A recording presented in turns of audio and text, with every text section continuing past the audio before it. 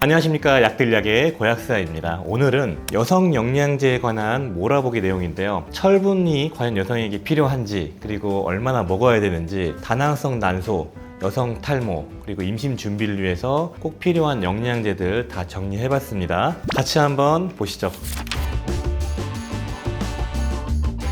30대 한 중후반 이상의 여성분들이 드시면 좋을 영양제 조합들 추천드릴까 합니다. 30, 50대까지는 꾸준하게 챙겨주시면은 이점이 많은 그런 영양제고, 물론 이제 뭐 60, 70대도 마찬가지긴 하지만 중요성, 우선순위를 뒀을 때 이거다, 요 정도로 봐주시면 좋을 것 같습니다. 양질의 호르몬 대사, 그러니까 좋은 에스트로겐과 프로게스테론 그 균형이 잘 맞고, 그리고 이로 인해서 삶의 질이 높아지는 데 도움이 되는 그런 조합을 말씀드릴까 합니다. 빨리 말씀드릴게요. 첫 번째로 필요한 영양제는 바로 활성형 엽산 드시는 걸 추천드립니다. MTHF라는 4세대 활성형 엽산, 이 엽산을 추천드리는데요. 우리 몸에서 호르몬의 대사가 될 때 대사가 되도록 메칠기라는 걸 주거든요. 그 메칠기를 주는 그 성분, 특히 여성 호르몬 대사에 꼭 필수적인 게 바로 엽산이고요. 엽산이 우리 몸에서 충분히 대사가 돼서 활성형 형태로 전환된 다음에 이게 주고받으면서 호르몬 전구체가 호르몬으로 대사가 되고 활용되게 해주는 게 바로 이 활성형 엽산인데, 특히 이제 음식으로 섭취하는 게 제한적이기 때문에 보충제를 많이 드시고, 실제로 엽산을 처방이 나올 정도로 의약품 그레이드의 성분이 있을 정도로 여성분들에게 필요한 성분이긴 하죠. 오히려 호르몬 대사뿐만 아니고 적혈구를 만들거나 신경 전달 물질 같은 걸 만들어주면서 수면 호르몬에도 작용되고 뭐 여러 가지 이점이 많기 때문에 엽산은 드셔야 되지만, 우리나라 사람들의 4명 중에 1명은 그냥 일반 엽산을 섭취하게 돼도 대사를 못해서 활용을 못한다라고 하죠. 그래서 이러한 걸 극복하기 위해서 대사가 안 되는 분들까지 커버하는, 대사가 이미 되어 있는 활성형 성분으로 드시면 좋습니다. 그래서 엽산을 활성형으로 챙겨 드시는 게 수면의 질이나 분해 건강, 스트레스를 해소하는 방법, 그리고 여성 호르몬의 대사에도 필수적인 요소다, 이렇게 말씀드리고 싶고, 보통 이 엽산과 더불어서 함께 먹을 만한 게 바로 이노시톨이라는 성분도 있는데, 이노시톨은 이제 뭐 필수는 아니고 다낭성 난소 증후군 같은 게 있거나 호르몬 주기가 잘 안 맞는 분들이 보조로 활용해 볼 만한 게 이노시톨이니까, 요즘 제품 찾아보시면은 활성형 엽산과 이노시톨이 같이 결합되어 있는 그런 제품들이 많이 있죠. 그런 게 다 이유가 있는 것이고요. 자, 두 번째 제품으로 좀 말씀드리자면은 바로 여성 유산균입니다. 보통 사회생활을 하고 스트레스도가 높아지고 피로하고 면역력 떨어지고 잠을 잘 못 자고, 이 30대부터 본격적인 업무를 시작하시는 여성분들에게 많이 발생되는 질염, 방광염과 같은 이런 질환들, 그리고 더 나아가서 여성 호르몬의 밸런스까지 개선시키고 극적으로 변화시켜주는 게 바로 여성 유산균입니다. 여성 유산균은 섭취하게 되면은 위와 장을 거쳐서 직장, 항문 쪽을 통해서 이 여성 유산균 유익균들이 여성의 생식기까지 이동이 되죠. 그러면서 좋은 영향을 주고 산도를 유지해주면서 이러한 세균이나 바이러스 같은 거에 저항성을 갖게 만들어줍니다. 그래서 자궁경부암의 원인인 HPV 바이러스를 주의해야 되는데요. 이것도 여성 유산균으로 어느 정도 컨트롤이 가능합니다. 그래서 여성분들 중에서 산부인과 자주 가셔서 항생제 같은 거 처방 자주 받고, 특히 부인과 질환이 좀 있는 분들은 여성 유산균 필수적으로 드시는 걸 추천드리고요. 자, 그리고 세 번째로 추천드리는 제품, 이거 드시면 좋은데 뻔하지만 바로 철분입니다. 철분은 보통 빈혈이 있을 때만 먹는다, 이렇게 생각하시는 분들이 있는데, 빈혈이 없더라도 피가 부족하거나 빈혈에 준하는 증상들이 있는 분들이 있어요. 어지러움증, 집중력 저하, 두통, 눈밑이 창백하고 혀가, 입술이 창백하신 분, 손발 끝이 창백하신 분들, 수족냉증이 있는 분들, 소화 기능이 떨어지신 분들, 이런 분들, 그리고 특히나 고기류를 잘 안 먹고 마르신 분들, 이런 분들은 철분제를 챙겨 두시는 게 좋습니다. 병원에서는 빈혈이 아닌데 왜 먹어, 부작용이 있어, 이렇게 얘기하지만 철은 보통 경구 섭취로 부작용이 생기는 경우는 거의 없습니다. 대부분이 수혈을 통해서 생기는 과잉철로 인한 독성이지, 경구는 장에서 다 조절을 하기 때문에 문제되는 경우가 거의 없죠. 빈혈이 아니더라도 피가 부족한 이런 증상들, 사람마다 그 헤모글로빈 수치가 다 달라요. 그렇기 때문에 일괄적으로 뭐 12, 13 사이 뭐 정상 이렇게 나눌 수가 없다는 것이죠. 철분은 뭐 이온화된 철도 있고, 마이크로 캡슐레이션 돼 있는 철도 있고, 단백질 코칭 철도 있고, 햄철도 있고, 뭐 BM철도 나눠지지만 나에게 잘 맞는 철을 구하시는 게 중요한데요. 이런 제품들을 좀 추천드리려면 광고로 오해를 받는 경우가 많아요. 유튜브 제 채널은 많은 분들이 보시기 때문에, 그래서 일일이 알려드리는 게 좀 제한적입니다. 따라서 이 제품에 대해서 궁금하시거나 알고 싶으시면은 그 친환약사 어플로 저에게 상담 요청해 주시면 빠르게 안내 드리고요. 다만 하루에 총 20명의 상담을 제가 하는데 제 개인적인 시간의 한계 때문에, 그래서 저 말고 다른 여성분들에게 빠른 상담을 요청하시면 공유되어 있기 때문에 문의 주시면 빨리 안내 드리겠습니다. 그리고 네 번째로 드시면 좋은 게 마그네슘입니다. 마그네슘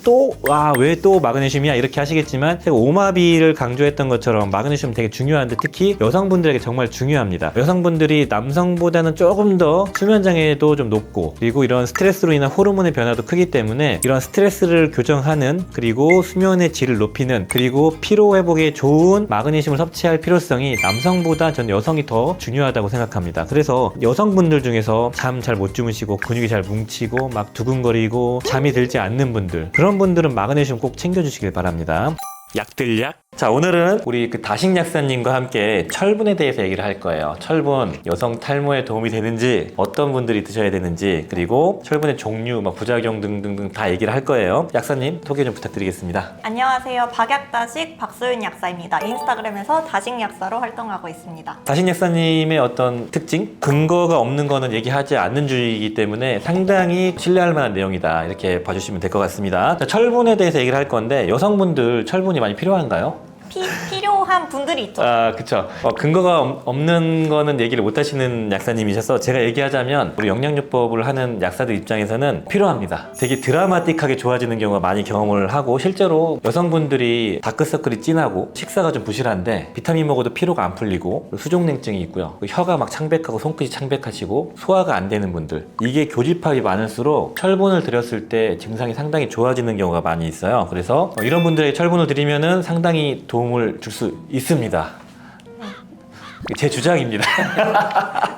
약사님의 그 표정을 보니까 이 정도로 하고 제가 넘어갈게요. 자, 철분은 그래서 여성분들에게 저는 많이 권장을 드리는데 일반적으로 이런 얘기를 하더라고요. 진단을 받고 철분을 먹어야 되지. 철분은 부작용이 심해서 먹으면 안 된다고 했어요. 철분 독성이 있다고 하던데 어떻게 할까요? 어느 정도 맞는 말이고 어느 정도는 또 아닐 수도 있는 말이라고 생각하는데요. 빈혈로 진단을 받은 경우는 굉장히 고함량 철분을 먹습니다. 수십 mg에서 100mg 이상 철분제를 먹기도 하거든요. 근데 이런 철분제를 빈혈이 아닌 정상적인 수치의 여성이 먹었을 때는 너무 과한 게 맞습니다. 그런데 일반적으로 우리가 영양제로 먹는 철분제는 보통 12mg에서 20mg 정도거든요. 이런 정도는 꼭 빈혈 수치가 나오지 않더라도 보충하면서 우리가 평상시 불편했던 철분과 관련된 증상들을 개선하는 데 도움을 줄 수 있습니다. 네. 저희 의견이 조금 교집합이 있네요. 고용량은 좀 피하시고. 자, 그렇다면 철분이 햄철과 비햄철 나눠서 구분을 하더라고요. 어떤 차이가 있을까요? 일단 비햄철은 보통 철 이온된 그 자체 혹은 철을 단백질이나 이제 유기물질로 좀 코팅한 이런 상태를 비햄철이라고 네. 하고요. 햄철은 햄에 둘러싸인 철 형태를 햄철이라고 합니다. 특징은 비햄철이 좀 더 싸요. 근데 단점은 흡수율이 조금 낮습니다. 흡수되지 않고 장에 남아있는 철들이 변비를 일으킬 수 있거든요. 그래서 변비 부작용이 조금 많다라는 게 특징이고 햄철은 흡수가 잘 됩니다. 근데 단점은 좀 비쌉니다. 햄철이 주목을 받는 것 같은데 어떤 분들이 그럼 비햄철 드시고 어떤 분들이 햄철이 드실까요? 철분제를 먹어도 변비가 잘 안 생기는 분들 굳이 비싼 햄철 드실 필요 없다고 생각하거든요. 그런 분들은 비햄철 드시면 좋고 비햄철이 고용량까지 제품들이 다양하게 나와 있어요. 맞아요. 햄철은 고용량이 없죠. 네, 빈혈이다. 철분 수치를 좀 많이 먹어야 된다라는 분들은 비햄철로 드시는 게 효과적입니다. 햄철은 이제 흡수 경로가 다르니까 변비와 같은 부작용이 최소화돼 있죠. 네, 흡수되지 않고 장에 남아있는 형태가 적다 보니까 변비나 속 불편감을 좀 적게 일으킨다는 게 햄철의 장점이에요. 그래서 변비가 고민이신 분들은 비햄철보다는 햄철 형태 혹은 요즘에 리포퍼로 싼 철분제도 나오거든요. 네, 인지젤로 싸기도 하고 단백질로 코팅하기도 하고. 네, 그렇게 흡수율을 높인 형태로 드시는 게 좋습니다. 리포퍼는 햄철이에요, 비햄철이에요? 리포퍼는 비햄철입니다. 네, 알겠습니다. 그렇다면은 약사님이 가지고 있는 기준으로 철분은 어떤 분들에게 추천을 하세요? 일단 빈혈 있으신 분들 당연히 철분 먹어야죠. 근데 이런 경우는 영양제로 섭취하기엔 너무 적고요. 처방을 받아서 드시거나 약국에서 조금 고용량 제품으로 사서 본인 수치에 맞는 용량을 드시는 게 좋고요. 빈혈이 아니더라도 철분제를 먹으면 도움이 될 수 있는 케이스 몇 가지 설명드리도록 할게요. 네. 첫 번째는 성장기 어린이, 특히 고기 잘 안 먹는 친구들 그리고 임신하신 분들에게 철분이 좀 더 중요해요. 특히나 임신 16주부터 철분제를 꼭 드셔야 합니다. 알겠습니다. 그리고 또 어떤 분이 있을까요? 임신하신 분들이 출산하게 되면 영양제를 임신했을 때만큼 잘 안 챙겨 드시는 경우가 많아요. 그런데 출산하면서 어느 정도 혈액 손실이 있기 때문에 출산하고 한 3개월 정도는 철분제를 또 유지해 주시는 게 좋습니다. 출산하면은 정신이 없고 몸이 힘드니까 여성분들의 상태를 보면은 모발도 되게 안 좋아지고요. 그리고 손발도 완전히 터요. 그리고 피부가 완전히 갈라지고 막 그렇단 말이죠. 그래서 제가 항상 단백질도 잘 챙겨 드시고 산후조리원 갔다 나오시면 오메가3도 좀 드시고 이렇게 말씀드리는데 그때 철분도 함께 드시면 좋겠네요. 꼭 챙겨 드셔야 됩니다. 그리고 탈모 있는 분도 필요한가요? 여성 탈모의 30%에서 연구 결과에 따라서는 70%까지 철분 결핍과 연관이 되어 있다는 데이터들이 있습니다. 근데 여기 보면은 철분 보충했을 때 주관적 객관적 호전을 보였다. 이거 무슨 뜻인가요? 여성 탈모가 있는 환자분들을 모아놓고 철분 보충을 시켰더니 이들 중 50%에서 60%가 탈모가 개선됐다는 연구 결과가 있거든요. 철분 부족이 여성 탈모와 굉장히 연관성이 크기 때문에 탈모가 고민이신 분들 철분제 챙겨보셔도 좋을 듯 합니다. 다낭성 난소가 있는 분들은 이노시토를 추천하면 될 것 같고, 요거는 영양이 좀 부족한 경우이거나 확산성 탈모로 이렇게 듬성듬성 빠지시는 분들이 드시면 도움을 받을 것 같아요, 철분을. 그러면 약사님이 보고 계실 때 다이어트를 좀 빡세게 하시거나 체중 감량을 하시거나 좀 영양이 좀 부족하신 이런 분들이 철분과 함께 섭취하면 모발 건강에 좀 도움될 만한 게 뭐가 있을까요?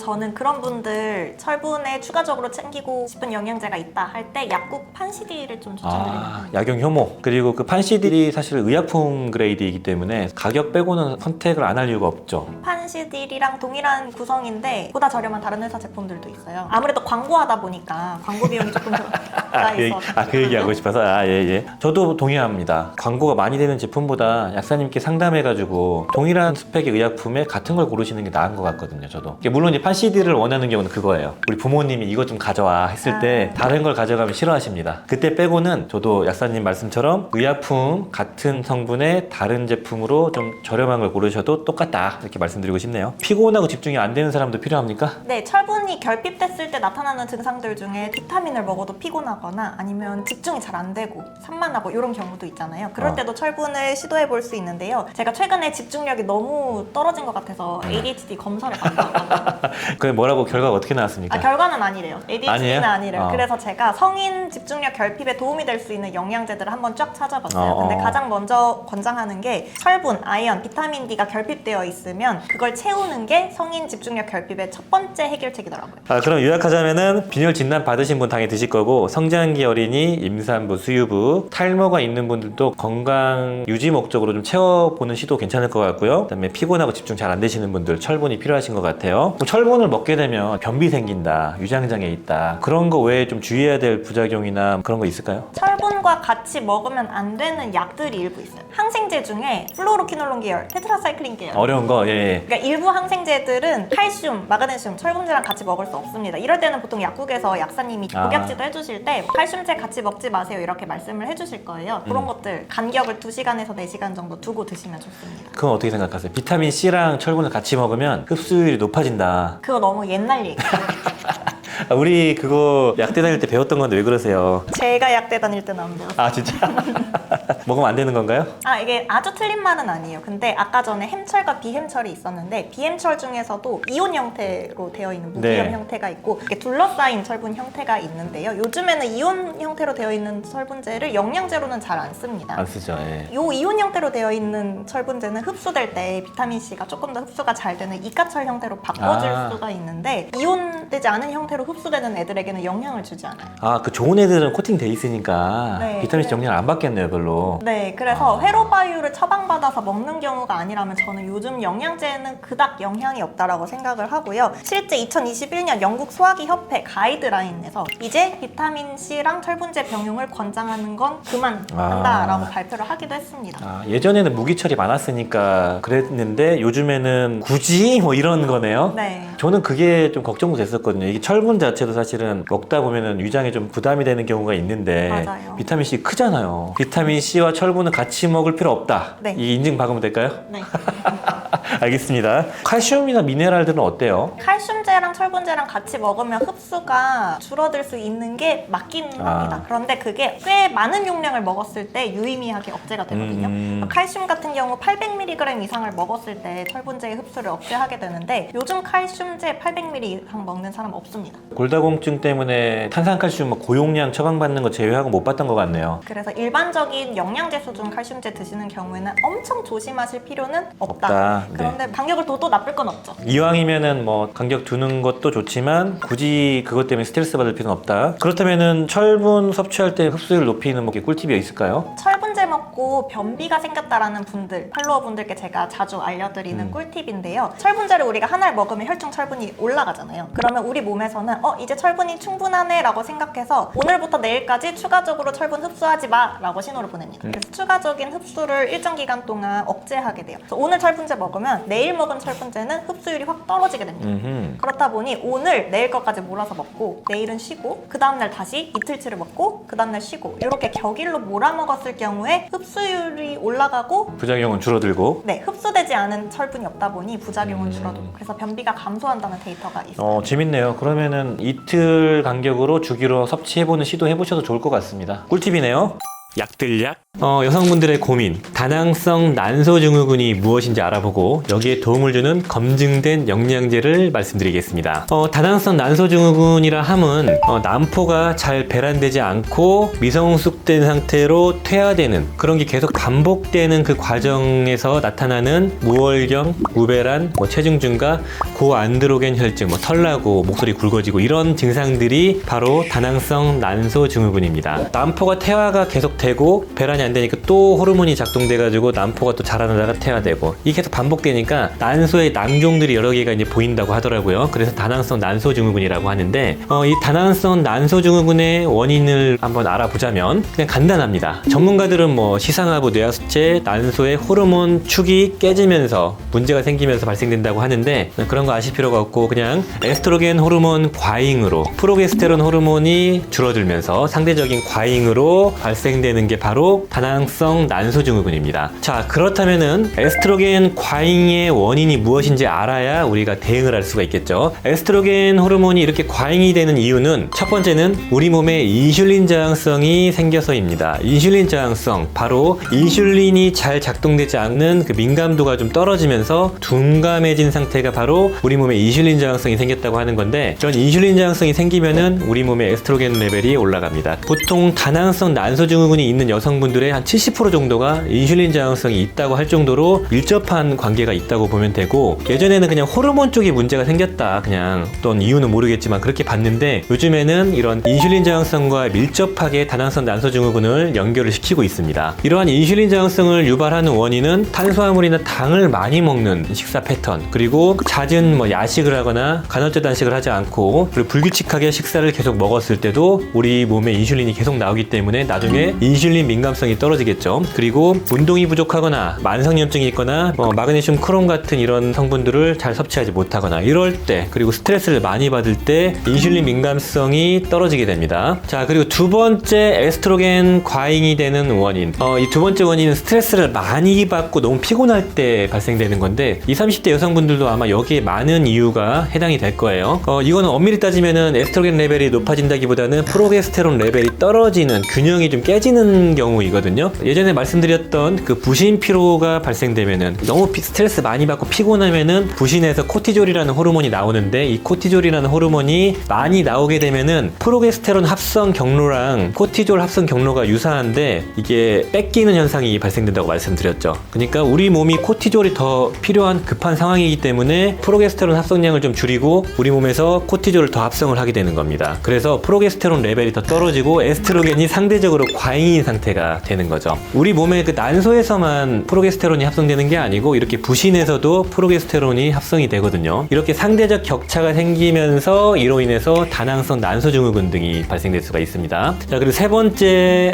에스트로겐 과잉의 원인은 바로 환경 호르몬으로 인한 유사 호르몬 작용 때문인데 제노에스트로겐이라고 불리워지는 PBB, PCB, BPA, DDT, 프탈레이트 이런 거 플라스틱이나 이런 데 많이 있고 그다음에 농약 같은 데 많이 있는 이런 것들이 에스트로겐이랑 구조가 유사해서 에스트로겐 수용체에 딱 달라붙거든요. 세게 달라붙어가지고 에스트로겐 작용을 강하게 보여줄 수가 있습니다. 뭐 다이옥신 같은 것도 마찬가지고, 그래서 에스트로겐과 유사한 작용을 보여주는 이런 환경 호르몬이 지속적으로 접촉되고 플라스틱이나 뭐 무슨 용기 같은 데 많이 있죠. 그런 걸 통해서 호르몬의 교란이 발생될 수가 있다고 알려져 있고, 그리고 네 번째 이유는 과체중 비만 때문에도 발생이 됩니다. 잘 아시는 것처럼 과체중 비만 세포가 많아지면은 지방 세포에서 에스트로겐을 합성을 하거든요.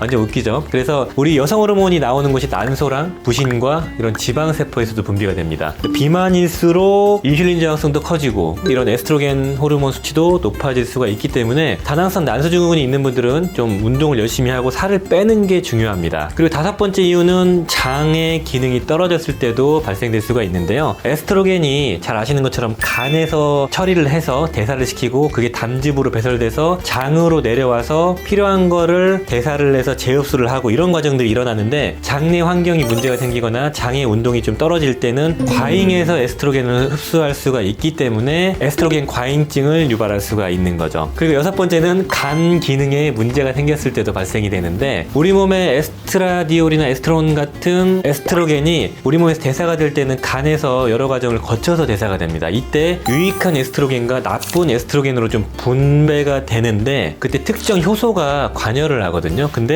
우리 몸에서 특정 효소가 고갈되거나 뭐 염증이 생기거나 간 기능에 이상이 생겼을 때는 안 좋은 에스트로겐이 활성화될 수 있는 경로 쪽에 효소는 살아있고 유익한 호르몬으로 전환되는 효소가 문제가 생기고, 메틸레이션도 필요한데 메틸레이션에 문제가 생기기도 하고 등등등등을 통해서 간에 문제가 생기면 우리 몸에 안 좋은 에스트로겐 레벨이 높아집니다. 에스트로겐 안 좋은 게 높아지면은 자궁내막증이나 이런 부인과 질환들이 더 심해질 수가 있습니다.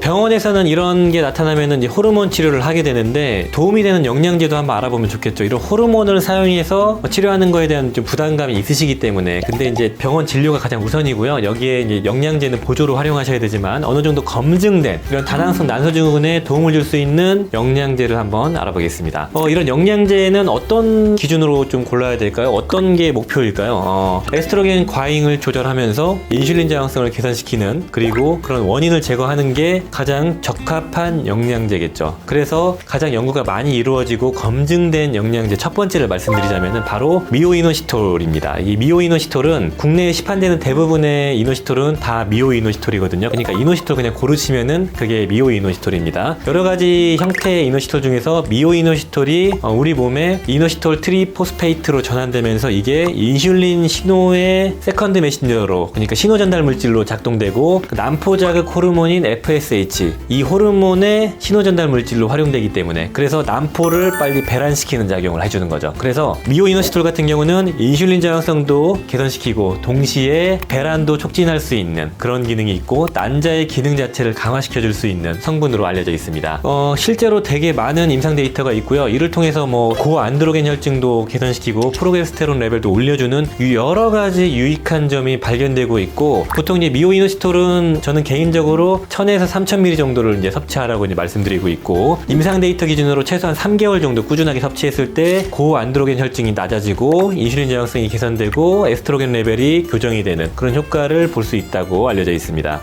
이런 미오이노시톨과 함께 섭취하면은 좀 이점이 있는 보충제 성분은 이게 보통 다른 보충제를 봐도 다 세트로 들어가 있거든요. 바로 엽산입니다. 엽산 중에서도 이왕이면은 활성형 엽산을 드시는 걸 추천드리는데, 이런 활성형 엽산이 호르몬 대사에 꼭 필요한 메틸레이션이라는 메틸기를 주면서 이 호르몬이 이렇게 돌아가는 그 과정, 원활하게 발현되는 그 과정을 돕는 게 바로 이런 활성형 엽산입니다. 그리고 이제 간대사에서도 유익한 에스트로겐으로 전환시킬 때 필요한 게 이런 활성형 엽산이거든요. 그래서 미오이노시톨과 활성형 엽산을 같이 들어간 걸 드시면은 무난하게 적용이 가능합니다. 제품을 하나 말씀드리자면은 직구 기준으로 페어헤땡의 미오폴레이트라는 제품인데, 이 제품은 해외 제품에는 미오이노시톨과 MTHF가 같이 들어가 있는 걸 찾기가 너무 어려워서 겨우 찾은 제품이거든요. 한 포에 미오이노시톨이 2000ml, 그리고 활성형 엽산이 333 마이크로그램이 들어가 있습니다. 그리고 이제 국내 제품도 분명히 궁금해 하시는 분들이 있으실 것 같은데, 국내 제품은 미오이노시톨 활성형 엽산 검색해 보시면 제품들이 많이 나오거든요. 그 중에 가루로 돼 있는 제품들, 이런 게 함량과 구성이 괜찮습니다. 그걸로 드시면 되고, 가장 검증된 보충제가 바로 미오이노시톨이다, 이렇게 보시면 좋을 것 같습니다. 그리고 나서 그 외에 같이 섭취했을 때 때 여러 가지 이점을 볼 수 있는 게 첫 번째가 바로 이소플라본, 뭐 대도 이소플라본 같은 게 있죠. 이런 식물성 이소플라본은 그 호르몬이 아니야? 이걸 왜 먹으라고 하지? 에스트로겐 너무 세게 만드는 거 아니야? 이렇게 생각하실 수 있겠지만 이 이소플라본은 에스트로겐과 구조가 비슷합니다. 그렇지만 에스트로겐보다 에스트로겐 수용체에 결합할 확률이 높진 않아요. 결합하는 강도가 한 1000분의 1, 10,000분의 1 정도밖에 안 되기 때문에 이걸 섭취해주면은 에스트로겐 과잉일 때 에스트로겐이 에스트로겐 수용체에 갖다 막 붙겠죠. 그래서 에스트로겐 과잉증을 보여줄 때 뭐 1000개 중에 하나는 이런 이소플라본이 갖다 붙어가지고 좀 약하게 해주는 거죠. 에스트로겐 과잉일 때는 좀 차단을 하는 거다 이렇게 보시면 되고, 그래서 근본적인 혈중 에스트로겐 레벨을 낮추는 건 아니지만 에스트로겐 과잉증을 조금 발현을 좀 낮추는 그런 작용을 보여주는 거죠. 그리고 두 번째로 적용할 수 있는 게 바로 우리가 잘 알고 있는 인돌산 카비놀 또는 디인돌릴 메테인 이런 제품이 있죠. 인돌산 카비놀 같은 경우는 그 십자 채소 브로콜리에 많이 들어가 있는 성분인데, 이 인돌산 카비놀 같은 경우는 아까 말씀드렸던 간에서 에스트로겐이 좋은 거 나쁜 거로 이렇게 막 대사가 된다고 했잖아요. 그럴 때 좋은 쪽으로 이렇게 보내주는 역할을 해주는 게 바로 이런 인돌산 카비놀입니다. 인돌산 카비놀은 우리 몸에서 십자 채소 브로콜리 같은 거, 양배추 같은 걸 많이 먹으면 여기에서 위산과 만나서 딤으로 전환이 돼요. 그래서 딤은 인돌산 카비놀의 활성형체라고 보시면 됩니다. 그냥 대사체라고 보시면 되는데, 이 딤이나 인돌산 카비놀 같은 경우는 우리 몸에 안 좋은 에스트로겐 과잉이 억제가 되고 좋은 에스트로겐을 좀 촉진하는 그런 작용을 보여주기 때문에 나쁜 에스트로겐 과잉을 좀 줄여주면서 전반적인 호르몬 균형을 좀 잡아주는, 뭐 유방암을 예방하거나 아니면 뭐 자궁내막증을 예방하거나 자궁암을 예방하거나, 그리고 남성들은 탈모를 예방하거나 뭐 이런 작용들을 보여줄 수가 있습니다. 그리고 고안드로겐 혈증 같은 경우도 좀 개선시킬 수가 있는 그런 작용들이 좀 보고가 되고 있고요. 인돌산 카비놀과 딤 중에 어떤 걸 먹어야 되냐 이렇게 물어보실 때는 그냥 가장 무난한 거는 인돌산 카비놀을 드시면 됩니다. 인돌산 카비놀이 자연에 들어가 있는, 그 채소에 들어가 있는 그대로의 형태이기 때문에 처음 섭취하시는 분들은 가장 무난하시고요. 그리고 위산에 의해서 인돌산 카비놀이 어차피 딤으로 전환되기 때문에 위산이 좀 약하시고 위기능이 떨어지시는 분들은 딤으로 드셔도 괜찮습니다. 그리고 딤이 효과가 더 빠르고 좀 강력한 특징을 보여주고 있기 때문에 내가 증상이 좀 심하신 분들은 딤으로 드셔도 괜찮습니다. 그리고 세 번째 보조로 활용할 것은 오마비 조합이 있죠. 오마비 또 나왔죠. 오메가3 마그네슘 비타민 B군인데, 오메가3는 인슐린 저항성을 낮추고 염증도를 낮추면서 아까 말씀드렸던 에스트로겐 레벨을 높이는 그 원인들을 차단해주는 그런 보조로 활용하는 가장 강력한 수단이고요. 마그네슘은 아까 말씀드렸던 에스트로겐 레벨을 높이는 인슐린 저항성을 개선시키고 스트레스나 피로, 그것도 원인이라고 했죠. 그런 걸 개선시켜주는 핵심적인 성분이죠. 그리고 비타민 B군 같은 경우는 메틸레이션, 호르몬이 원활하게 대사가 될 수 있는 그 메틸레이션을 돕고 피곤하고 스트레스 받고 이런 것들을 개선시켜 줄 수 있기 때문에 오마비를 가장 기본으로 섭취를 하신 다음에 여기에다가 미오이노시톨이나 인돌산 카비놀 같은 거, 그런 것들, 이소플라본 같은 거를 경우에 맞게 넣으시면 좋을 것 같습니다. 그리고 그 외에 N-아세틸 시스테인, 이거는 뭐 요즘에 미국에서도 의약품 그레이드로 전환된다 해가지고 구하기가 되게 어려운데, 아무튼 요거는 임상 데이터가 좀 많더라고요. 메포민, 당뇨병 약인데 이게 다낭스 난소증후군에도 쓰거든요. 인슐린 저항성을 개선시키기 때문에 그런 거랑 비슷한 효과를 보여준다고 할 정도로 괜찮았다, 이런 데이터가 있었습니다. 약들약? 자, 그러면 어떻게 영양제를 먹으라는 거냐 이렇게 분명히 물어보시겠죠. 즉각적인 효과를 보실 거면은 미오이노시톨과 MTHF를 한 6개월 정도 쭉 드시는 겁니다. 그리고 운동하시면서 체중 조절하고 근육량 키우고 인슐린 저항성을 개선시키기 위한 그 비만도를 좀 낮춰야 되거든요. 그리고 식습관 교정하고 이런 패턴을 좀 교정하는 게 되게 중요하다, 그렇게 말씀드리고 싶고, 나는 영양제를 제대로 한번 먹어볼래 이러신 분들은 오마비를 기본 베이스로 놓고 거기에다가 미오이노시톨 MTHF를 놓고, 그리고 저는 여기에다가 딤이나 인돌산 카비놀을 같이 드시면 좋을 것 같아요. 이렇게 섭취하면은 부작용이 거의 없고 일반적으로 흔하게 섭취하는, 제가 많이 피드백을 드리고 받아본 조합이기 때문에 효과도 되게 좋거든요. 그런 조합이라고 볼 수가 있습니다. 자, 끝으로 가장 중요한 거는 생활 패턴을 교정하고 살을 빼고 운동을 하는 겁니다. 그러면서 호르몬 대사가 원활하게 이루어지기 때문이죠. 그리고 가장 중요한 거, 생리 주기가 되게 이상하거나 무월경이 3개월 이상 지속되거나 아무튼 뭔가 문제가 생기면 꼭 병원 가세요. 영양제가 능사는 아닙니다. 약들약. 여성 탈모에 도움을 줄 수 있는 영양제를 빠르게 말씀드리겠습니다. 2년 전쯤에 확산성 탈모에 이런 영양제를 먹어라 이렇게 말씀을 드리고 컨츄리 라이땡의 맥시 헤어라는 그런 제품을 소개드린 적이 있습니다. 이 제품은 모발 성분에 도움을 주는 그런 성분들로 구성이 되어 있는 종합 비타민 형식으로 들어가 있는 제품이었는데 오늘 영상은 여성분들의 탈모에 좀 집중해서 말씀을 좀 드리려고 합니다. 남성 탈모는 남성 호르몬 때문에 거의 발생되는 탈모이기 때문에 원인이 명백하지만 여성 탈모는 많이 복잡하고 직접적인 원인을 아직 정확히는 모릅니다. 그래서 그 원인을 좀 알아보고 거기에 도움을 줄 수 있는 영양요법을 좀 말씀드릴게요. 여성 탈모 같은 경우는 모든 탈모의 한 40%? 적게는 30% 정도를 차지한다고 하고, 그리고 20, 30대 여성분들의 탈모는 그 여성 탈모 중에서 한 30% 정도, 여성분들 젊으신 분들 이렇게 모발이 빠지고 모발이 얇아지고 이렇게 머리가 아니 숭숭 비는 그런 탈모의 양상을 많이 보여준다고 그렇게 알려져 있습니다. 자, 여성 탈모의 원인을 좀 알아보자면 명확하진 않지만 영양성분의 불균형, 그리고 스트레스, 그리고 호르몬의 불균형, 그리고 갑상선 질환, 이런 정도로 우리가 추정을 하고 있고요. 이런 거에 발맞춰서 이런 걸 보강해주는 영양제를 구성하면은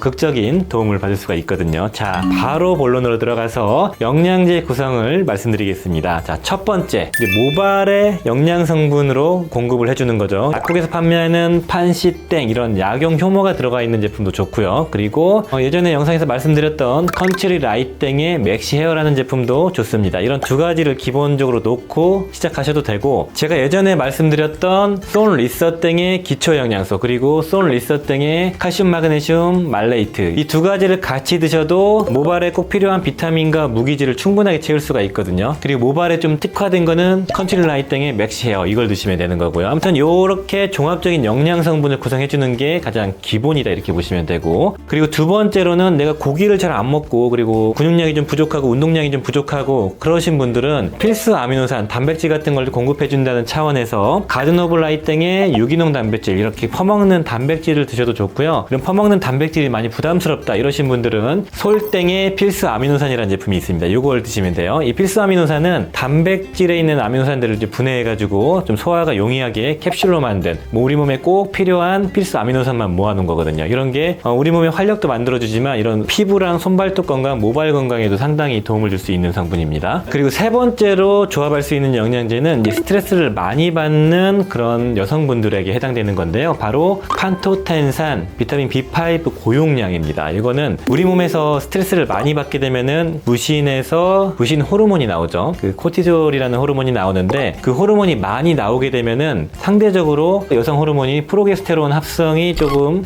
순위에서 밀리게 됩니다. 합성 경로가 좀 비슷하거든요. 그래서 밀리게 되니까 프로게스테론 레벨이 떨어지고 코티졸 농도는 높게 유지하는 그런 부신 피로, 부신 고갈 단계로 갈 수가 있고요. 그렇기 때문에 이런 부신 호르몬을 합성하고 이런 프로게스테론 합성하는 전구체인 판토텐산을 섭취해 주시면은 이런 스트레스를 많이 받는 분들이 프로게스테론 레벨을 높일 수 있는, 그래서 에스트로겐과 균형을 잡아주는 문제점을 보완할 수가 있는 거죠.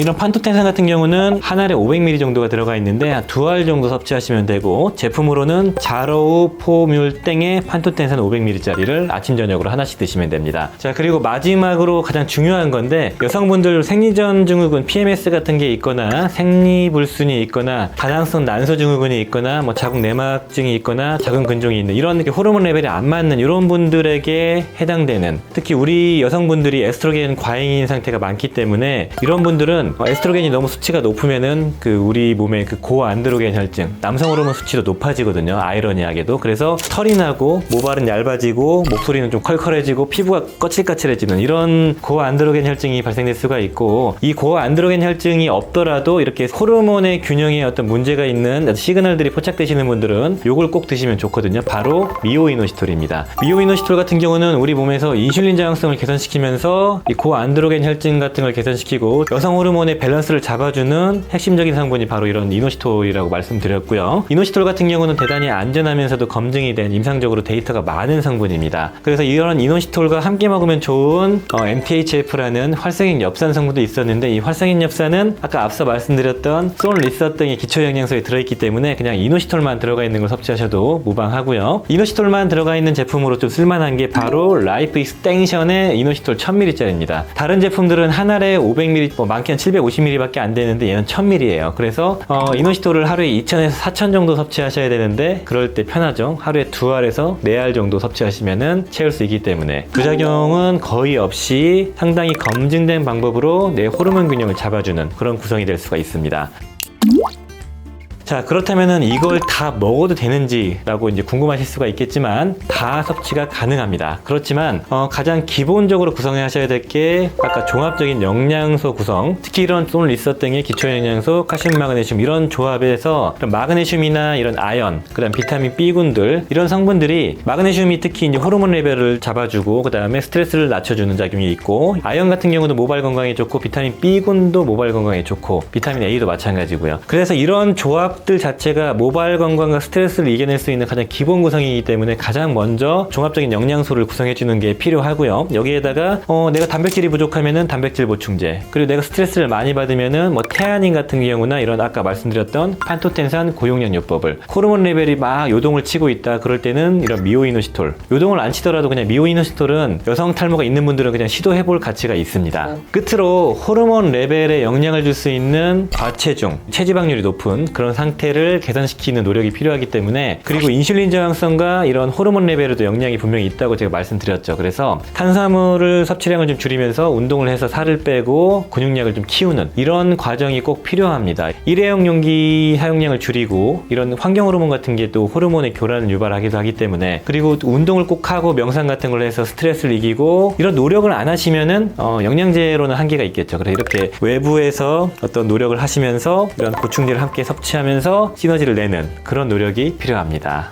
약들약. 오늘은 임신 준비부터 임신, 출산 후, 수유 중 영양제까지 쫙 제가 한번 훑어드리려고 합니다. 이거 관련해가지고 영양제 정보들이 되게 우후죽순이 많더라고요. 그래서 오늘 한번 이렇게 쭉 정리하는 시간 가지면 정말 좋을 것 같습니다. 임신 준비부터 말씀해 주실 건가요? 네, 일단 요즘 계획 임신의 중요성이 되게 많이 이야기되고 있죠. 임신하기 3개월 전부터 영양제나 약물들을 관리하고 음주랑 흡연을 줄이는 게 굉장히 중요하다 얘기가 되고 있는데요. 한 3개월 전부터 어떤 거 먹어야 되는지 먼저 말씀을 드리면, 일단 엽산이 가장 중요합니다. 이 엽산이 특히나 임신 초기에 아기가 신경관이 발달될 때 정말 필요한 영양소이기 때문에 임신되기 이전부터 우리가 충분히 먹어줘야 하는데요. 임신 최소 한 달 전부터, 넉넉하게는 3개월 전부터 엽산을 하루에 400에서 1000 마이크로그램 섭취해 주시는 것이 좋습니다. 그런데 만약에 감질약을 먹고 있다, 이전에 신경관 결손 아기를 출산한 경험이 있다라고 한다면 이 이상 먹는 경우가 많거든요. 그때는 병원과 적절히 상담하시면 좋겠습니다. 그런데 상담을 하다 보면은 레몬 유래였나요? 천연 엽산 같은 것도 있고 활성화 엽산도 있고 엽산 종류가 굉장히 다양한 것 같아요. 임신 준비를 할 때 어떤 엽산을 꼭 먹어야 되는지 제한 같은 게 있을까요? 엽산 크게 3가지 종류가 있는 것 같아요. 천연 엽산, 합성 엽산, 그리고 요즘에 많이 쓰이는 활성형 엽산. 천연 엽산이 뭔가 천연이라서 좋을 것 같지만 흡수율은 조금 떨어지는 편이에요. 약국에서 크게 권장드리는 형태는 아니지만 천연 엽산은 조금 더 많이 먹어야 될 수 있다라는 걸 말씀드리고요. 합성 엽산이 가장 많이 쓰이는 형태죠. 의약품에도 들어가는 형태가 합성 엽산이고요. 보통 영양제 형식으로 먹게 되는 엽산 중에 요즘에 활성형 엽산이 많아요. 이 활성형 엽산 회사의 마케팅 포인트가, 우리나라 사람들은 유전자 변이가 있어서 일반 엽산을 먹으면 대사가 안 돼서 흡수가 안 된다, 그래서 부족하다, 대사 안 된 게 독성을 일으킨다, 이런 마케팅을 많이 하는데, 이에 대해서 미국의 CDC에서 완전 확 팩트를 꽂아버렸습니다. 어떻게 꽂았죠? 일단 유전자 변이가 있다고 하더라도 일반 엽산 기준 400 마이크로그램 먹는다면 정상인의 경우 부족한 수치의 엽산은 아니다, 그리고 대사되지 않은 게 독성이나 암 이런 걸 일으키지 않는다라고 꽂아버렸기 때문에 편하게 드셔도 될 것 같습니다. 오해하시면 안 되는 게 활성형 엽산이 무의미하다 이렇다기보다는 네. 임신 준비하는 기준을 봤을 때는 일반 엽산을 사용하셔도 큰 문제가 없다. 그렇죠. 활성형 엽산이 나쁘다는 건 아닌데